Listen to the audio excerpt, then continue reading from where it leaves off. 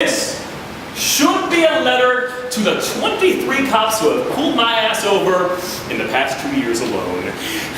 11 of whom have asked to search my car with nothing to go on other than the busted taillight they stopped me for in the first place. It should be angry and eloquent and ask questions, but 95 degrees in the side of this back road for the last half hour has juiced the poetry out of me. My eloquence and idealism are dripping down my temples and stinging the sides of my eyes, and I blame Officer Lowell. Officer Lowell has spent a mile of this back road simultaneously tailing me and punching my plate numbers into the finest piece of computer machinery this backwoods county could afford him, because Officer Lowell, like all of them, has been trained up in an equation that combines my appearance to my beat-down car and always yields the answer of drug dealer.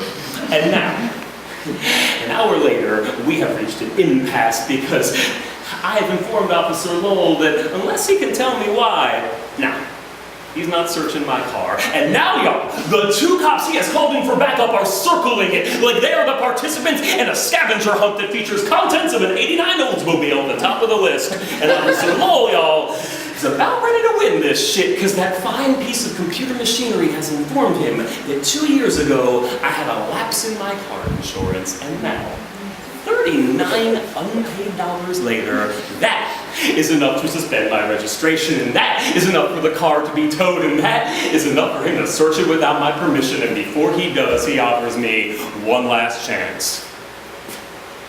You sure there's nothing in this car I need to know about? I have a rehearsed speech for these situations. It goes something to the tune of, gee, Officer fill in the blank, as a teacher of students with special needs, I think it'd be real fucking stupid for me to do anything I didn't want my kids emulating, so no. Aside from my name badge from the school where I work, you won't find shit in this car that you need to know about.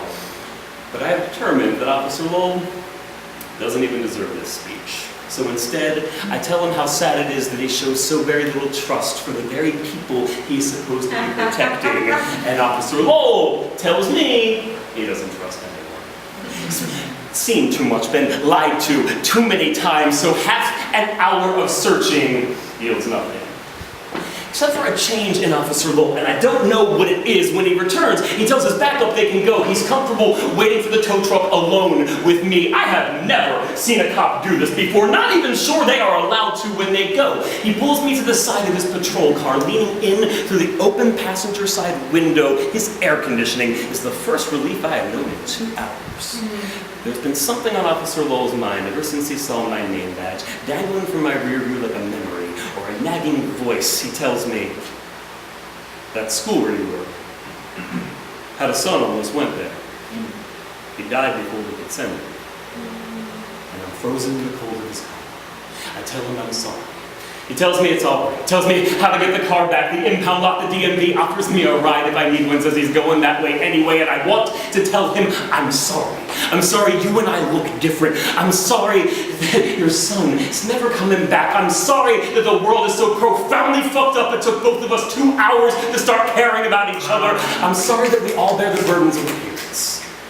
Teacher in unkempt hair and beard, grieving father suffocating in the blue and the badge of his job, but those words don't belong in this conversation.